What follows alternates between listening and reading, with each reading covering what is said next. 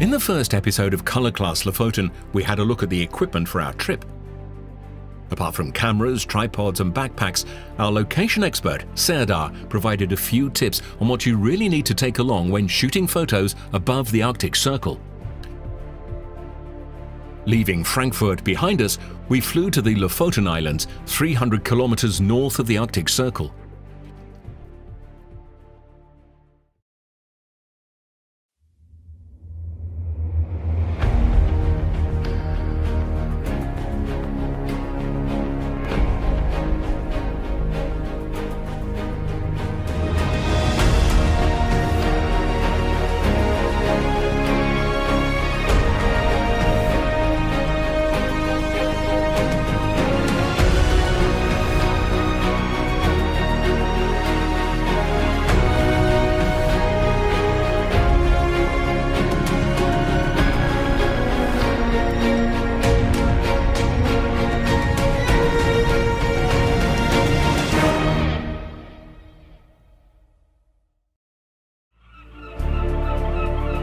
Svalbard on the Lofoten, the archipelago's largest town, will be our base for the next 2 weeks. Now I have arrived in the hotel, I'm going to unpack and set up our digital darkroom that we sent in advance from Germany. In front of the hotel, I meet Serdar again, who has already arrived with his Photo Tours for You party.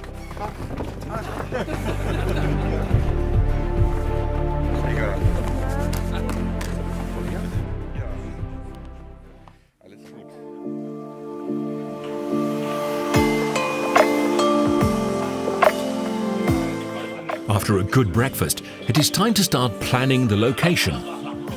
The weather is brilliant. What are we going to make of it? The first thing we should find out is what weather we can expect.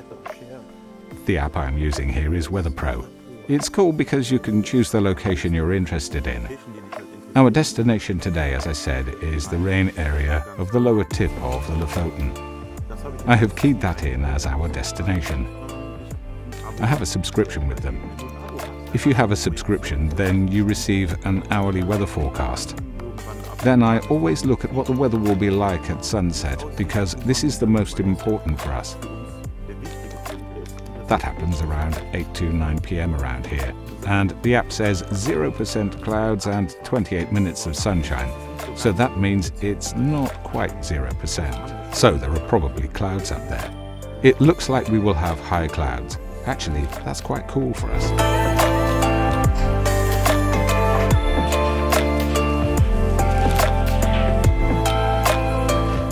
I would definitely stay up all night into the sunset because you wanted to watch out for the aurora. Right. I wanted to see about aurora here. What app are you using?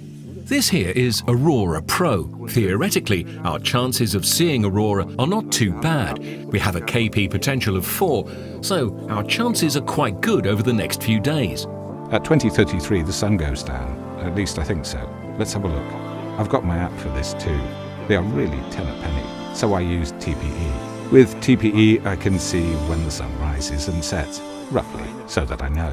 In rain, it was for example at 2045 and now I'm on my way down to Fredvang. There already it is 2049, 4 minutes difference between 2 places. Incredible. So let's have a look at when the sun rises. That is then Friday the 13th. Nothing can go wrong then. Yeah, nothing can go wrong then. Moonrise, moonset, sunrise. Also the nautical sunrise at 2:17 a.m. The sun really comes over the horizon at 5:25, but our party starts at 2:17. Now we have to go back. When does the nautical end?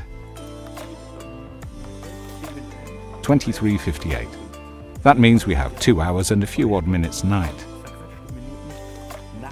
Wow, it'll be super cool. So let's get on with it. The plan is fixed. Now, let's get wrapped up warm, pack our stuff, and on the road. Even the way to our first location is really impressive. It is so unreal. The landscape is really like in the photos, and at every corner, you can look right, you can look left, and everywhere there are potential photo locations. You have to stop yourself jumping out the car and get your camera out. Serdar says The Lofoten look like someone has taken the Alps and sunk them in the Atlantic so that only the tips are visible. And so our first location also concentrates on the encounter between water and rock. After the long journey to get here, we can now finally do what we came to do.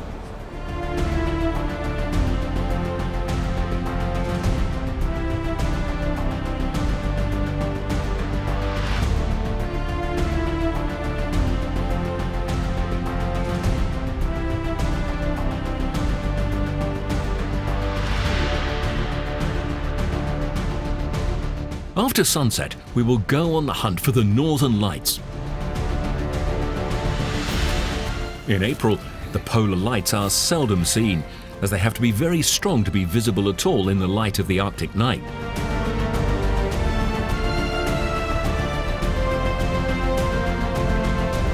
Now look at that. Normally you come here in February for something like that.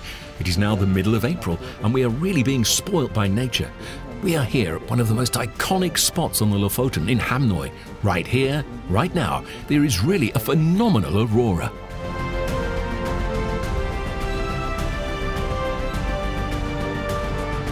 Everyone says you never forget the first aurora, and that will definitely be the case.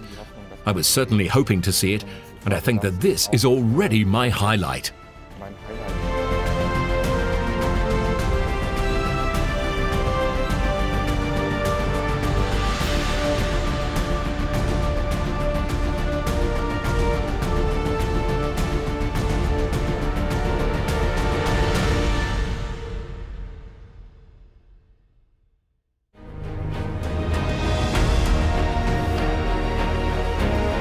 The next episode of Colourclass Lofoten focuses on the theme of light and exposure. Serdar will explain how you can achieve the best exposure using a histogram, and how filters are used in landscape photography.